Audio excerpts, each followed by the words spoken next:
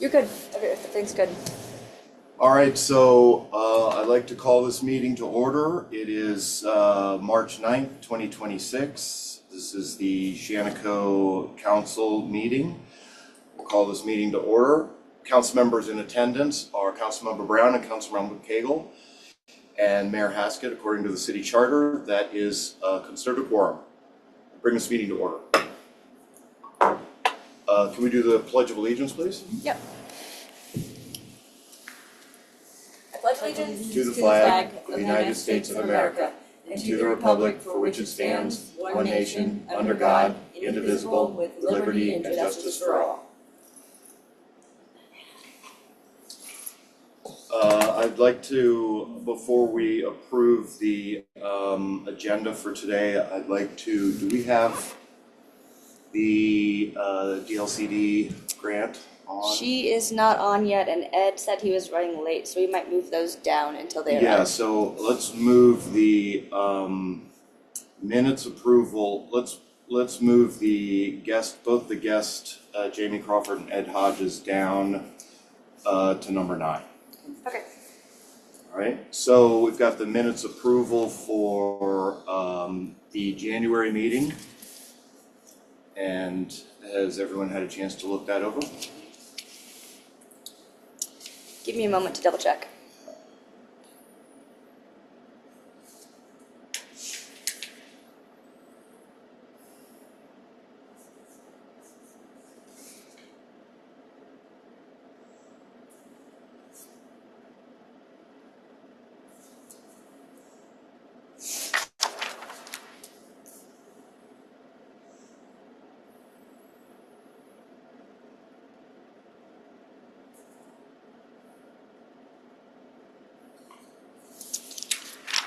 Looking at the January meeting minutes, I make a motion to approve the minutes.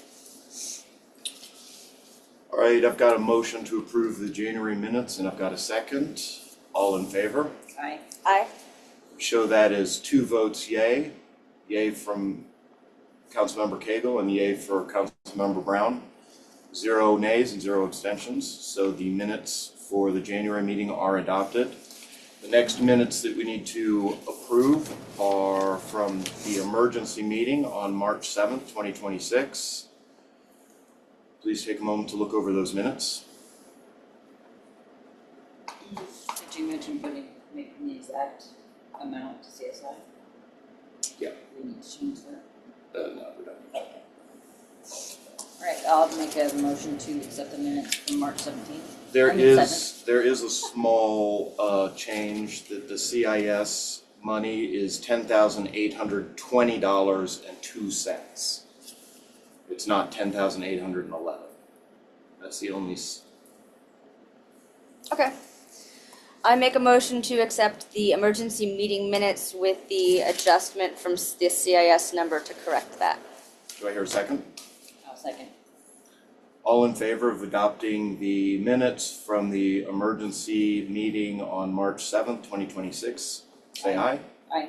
Aye. So let the record reflect that Councilmember Cagle and Councilmember Brown voted in the affirmative to adopt the minutes from the March 7th meeting. It was 2 yeas, 0 nays, and 0 abstentions. Ms. Finkel, can you give us the financial report? And then Jamie's on, so we can jump there next. Okay.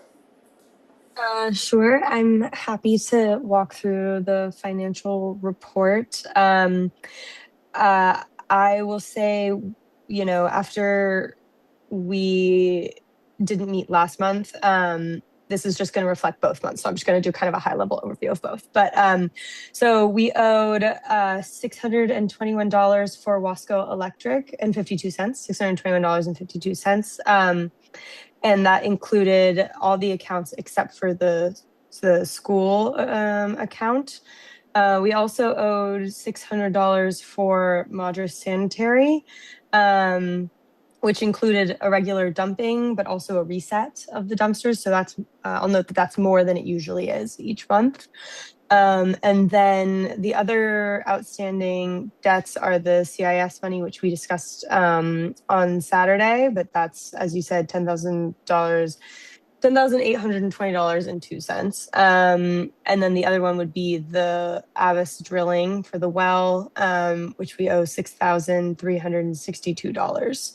And so those are the ones that we're working to pay through the sale of the building.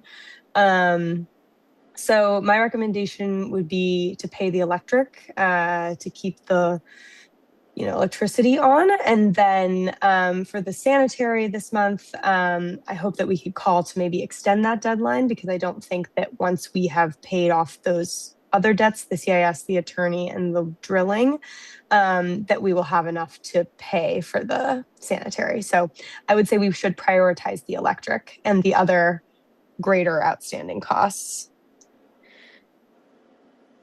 All right, thank you very much, Ms. Finkel. Thank you.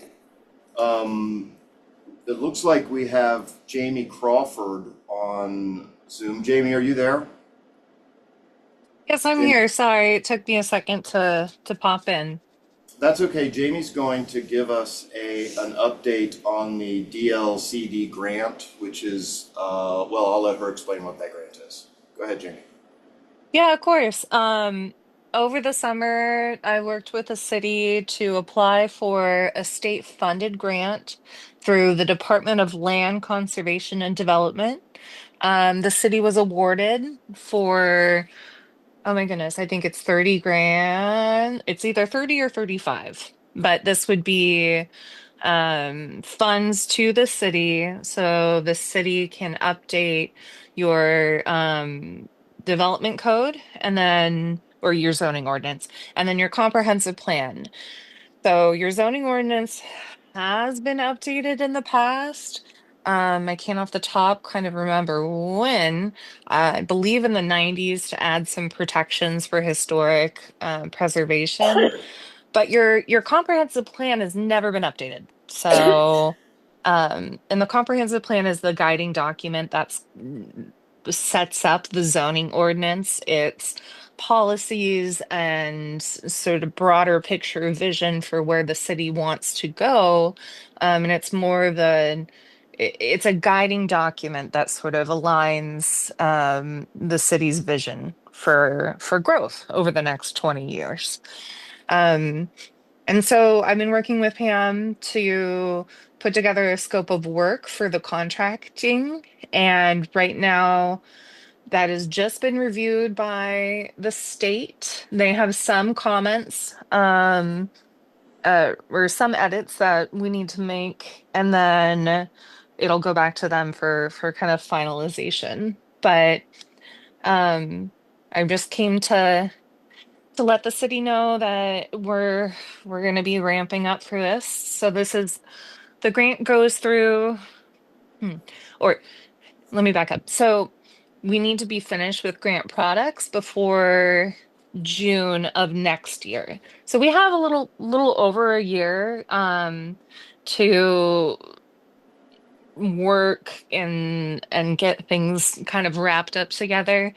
I think the schedule that I proposed was to really to take advantage of that time to spend the next um 8, 9 months kind of looking and revising, and then the beginning months of next year actually going through the adoption process.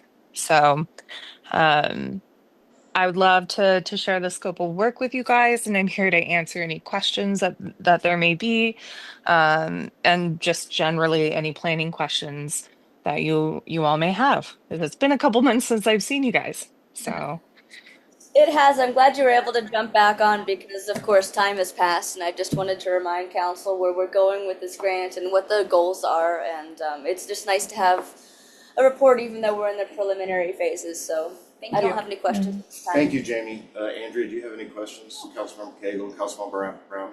No. All right, thank you, Jamie. We really appreciate all the stuff you guys are doing for us, and we look forward to working with you soon. yeah. No, I'm really looking forward to it. And as you guys in your day to day, when things kind of pop up, because because your code hasn't been touched in so long, and neither has your comprehensive plan. I'm really looking forward to having this expand even just beyond housing. So yeah, but we can talk more about that later. Thank you guys. Thank you, Jamie. You have a good night. You too. Bye. Is Ed Hodges on yet? Not yet. I do have a.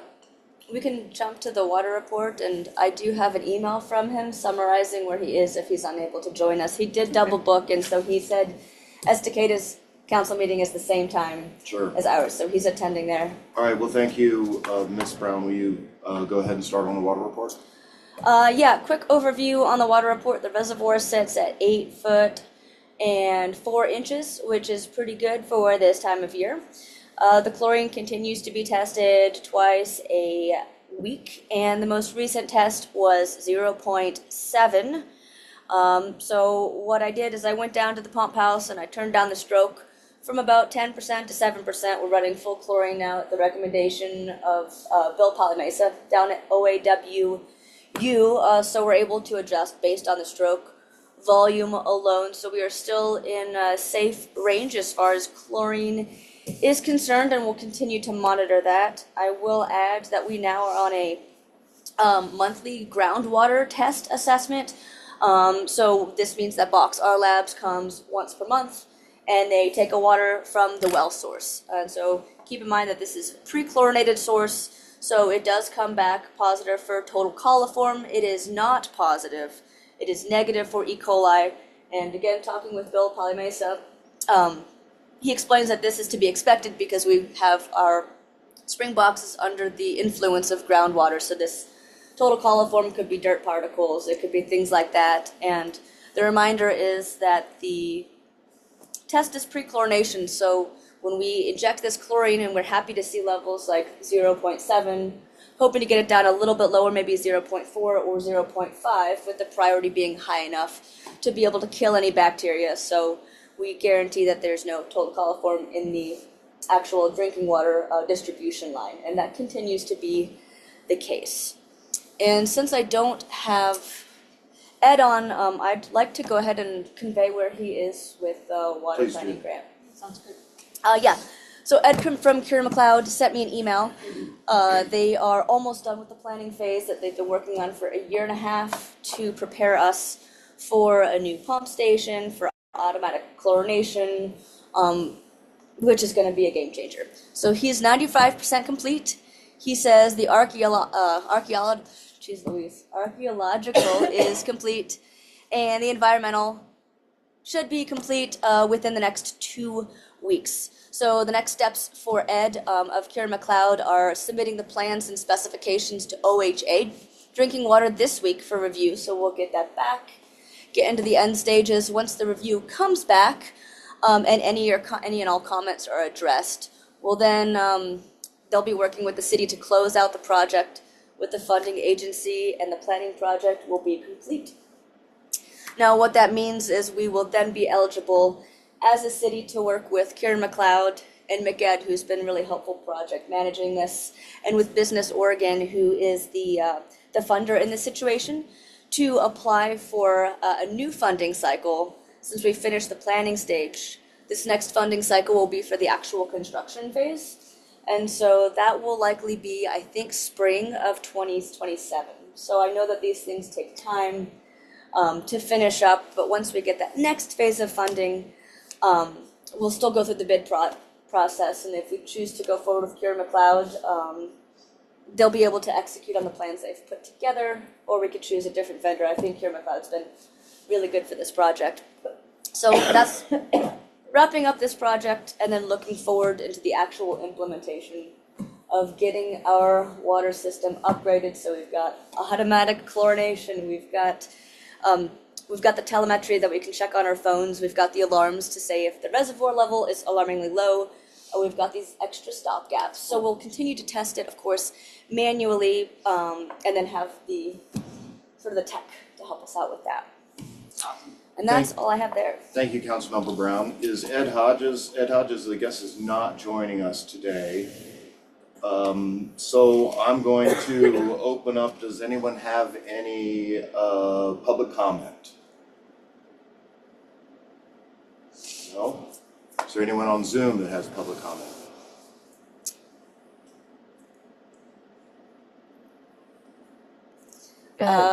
Can we ask questions? You can ask a question, but we're not answering any questions at the moment. We'll absolutely listen to your question. Go ahead. I was just curious if you sold City Hall, and if so, who you sold it to. Thank you, Ms. Swindler, for your question. Does anybody else have any questions or comments? All right, well, if we don't have any other questions or comments, I'm going to conclude this regularly scheduled meeting of the Shaniko City Government. It is 6:16 on March 9th, and this meeting is now adjourned.